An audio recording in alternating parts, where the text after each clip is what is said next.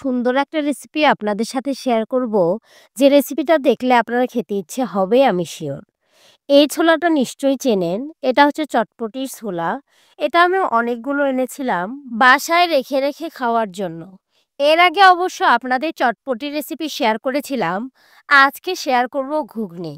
ঘুগনিটা কিন্তু আমাদের দেশে খুব একটা প্রচলিত নয়। তবে পার্শ্ববর্তী দেশে কিন্তু এটা অনেক প্রচলিত একটা রেসিপি। বিশেষ করে কচুরি ঘুগনি তো আমরা শুনেইছি। আমাদের এখানে যেটাকে পুরি বলে, সেটাকে হয়তো তারা লুচি বলে। ২ টার মধ্যে আমি তেমন কোনো পার্থক্য খুঁজে পাইনি।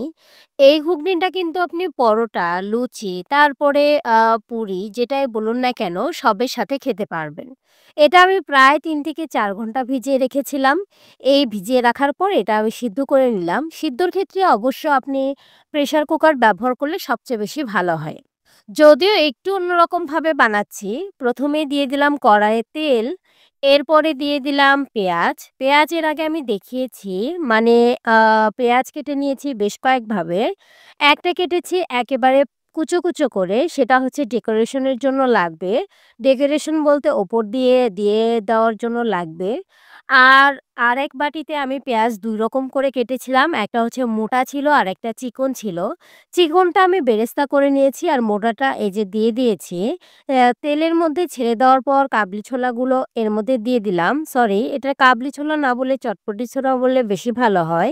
এরপর দিয়ে দিলাম লবণ, এরপরে দিয়ে দিলাম জিরার গুঁড়া, এরপরে দিয়ে দিলাম একটু ধনিয়ার গুঁড়া, দিয়ে দিলাম হলুদ, এরপরে দিয়ে দিলাম হচ্ছে একটু রাঁধুনি মিক্সড মসলা। তারপরে পানি দিয়ে এটা ভালো করে একটু কষিয়ে নিবো আরকি। লবণ আপনাদের পরিমাণ মতো আপনারা দেবেন। আ আমি অল্প একটু লবণ ব্যবহার করেছি। চাইলে এখানে গুঁড়ো মরিচ ব্যবহার করতে পারেন, আবার চাইলে গোলমরিচ ব্যবহার করতে পারেন। মেইন রেসিপিতে অবশ্য গোলমরিচই ব্যবহার করা হয়। আমি গুঁড়ো মরিচ ব্যবহার করেছি। এর সাথে একটু লেবু লাগবে। লেবুটা ওপর থেকে এভাবে চিপে দিতে হবে। লেবুর পরিবর্তে অবশ্য আপনারা সিরকাও ব্যবহার করতে পারবেন। পানিটা আপনারা আরো বেশি রাখতে পারেন যে যেরকম খায়। আমি বেশি ঝোল রাখিনি। আমার ছোলাটা মোটামুটি হয়ে গেছে। আ এভাবেই এটা এত বেশি টেস্টি লাগে, যারা বানাবেন বাসায় তারা বুঝতে পারবেন। এরপর কুচানো পেঁয়াজ, মরিচ, বেরেস্তা এবং দিয়ে দিলাম হচ্ছে শসা। এর সাথে আপনারা আ বেসনের যে ঝুরি চানাচুরটা সেটা দিয়ে খাবেন। তাহলে খুবই ভালো লাগবে আশা করছি। এর সাথে অবশ্য চিলি ফ্লেক্সও দিতে পারেন। তবে বেসনের ঝুরি চানাচুরটা অবশ্যই ব্যবহার করবেন। দেখতে যতটা লোভনীয় লাগছে, এটা খেতে হয়েছিল আসলেই অনবদ্য। বাসায় ব্যবহার মানে বানালেই বুঝতে পারবেন আরকি। ভিডিওটি যদি ভালো লেগে থাকে তাহলে লাইক, কমেন্ট এবং শেয়ার করতে পারেন। সাবস্ক্রাইব করে পাশে থাকতে পারেন।